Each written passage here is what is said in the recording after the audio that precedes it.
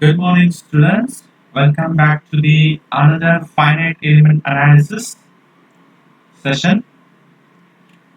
Today we are going to see about the fourth unit, two-dimensional vector variable problems. Two-dimensional vector variable problems. Okay, today we are going to see a new topic, axis symmetric elements. Axis symmetric elements. Already we know about the Already we studied about the one-dimensional elements and two-dimensional elements. In this chapter or in this topic, we are going to study about the special two-dimensional element which is called as axis symmetric elements.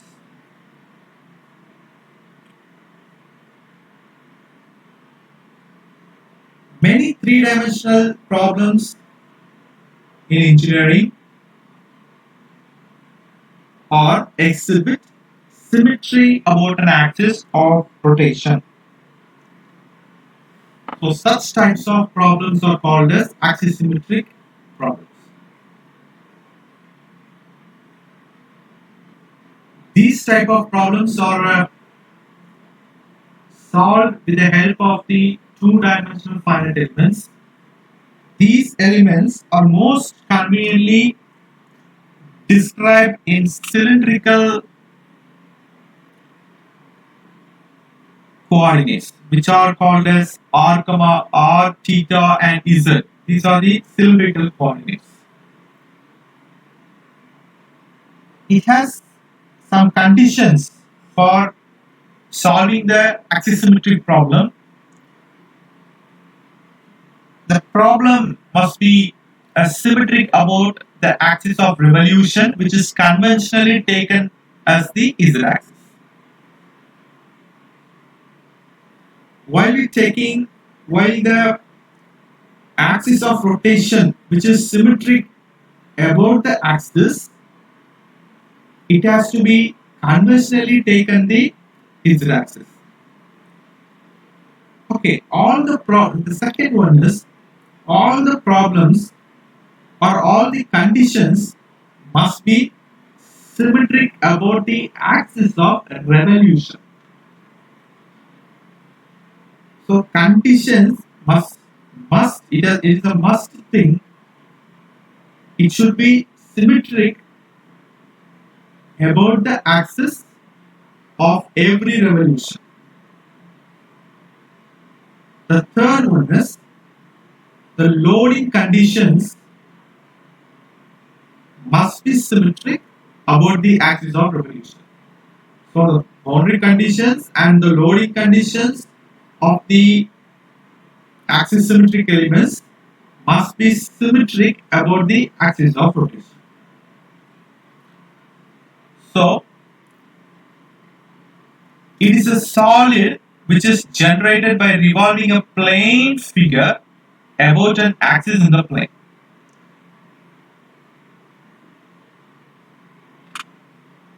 So now this is a diagram for three-noded axisymmetric triangular element. Three-noded axisymmetric triangular element. Okay, when we take an axisymmetric element, we are discretize the structure into the convenient number of parts. So as per the convenient number of discretization, we are taking the three-noded axisymmetric element. So this axisymmetric element should be have a revolution or symmetric about the axis. So while we taken this axisymmetric rectangular element, which moves from the initial point and about an axis of 360 degree of rotation about the axis, and it should form a shape. And so here we are taking for this triangular element. This triangular element has three nodes. We are giving a node numbers as 1, 2, and 3, and 6 displacements: U1, W1, U2, W2, and U3, W3. And its coordinates are R1, Z1, R2, Z2, and R3, Z3. So the axis is about the R, comma, Z. R, comma, Z. So this is a three-noded axisymmetric triangular element, and now four-noded axisymmetric quadrilateral element. Four-noded axisymmetric quadrilateral element. It is also an rotation about the axis, and it must be symmetric about the axis of revolution. So here in this quadrilateral element, we are giving four nodes out there: 1, 2, 3, and 4, and it has 8 number of displacements: U1, W1, U2, W2, U3, W3, and U4, W4. And so with this coordinates are R1 is R1, R2 is R2, R3 is R3, and R3 is R4, and it is about the axis of revolution R, comma, Z coordinates. Now the next topic is axis symmetric formulation.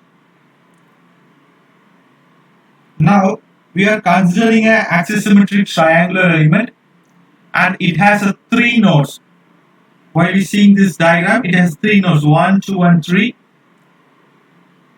The displacement and distributed body force values are indicated by xy plane. Here there are 3 planes are there: xy plane and RZ plane. 2 planes are there: xy plane and RZ plane.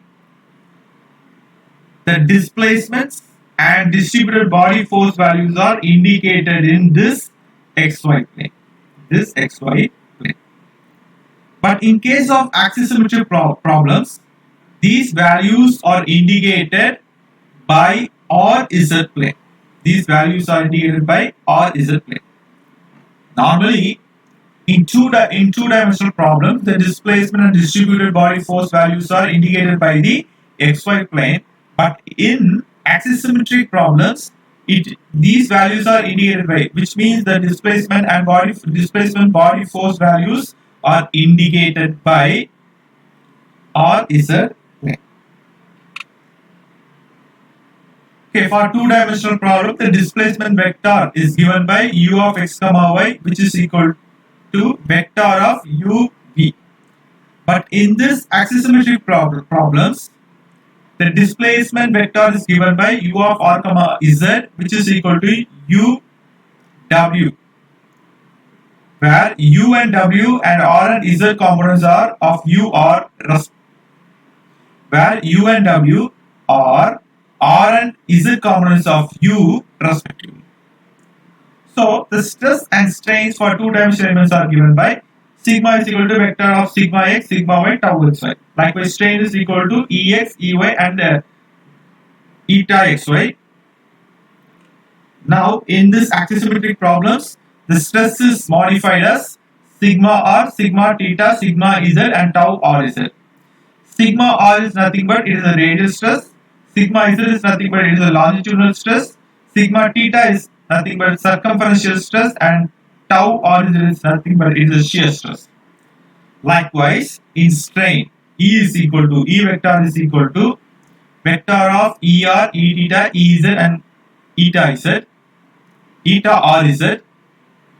ER is equal to radial strain, Ez is equal to longitudinal strain, and E theta is equal to circumferential strain, and eta r z is equal to shear strain.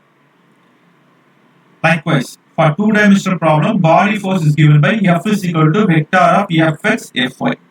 But in this axisymmetric problems, F is equal to Fr, vector of Fr, Fz.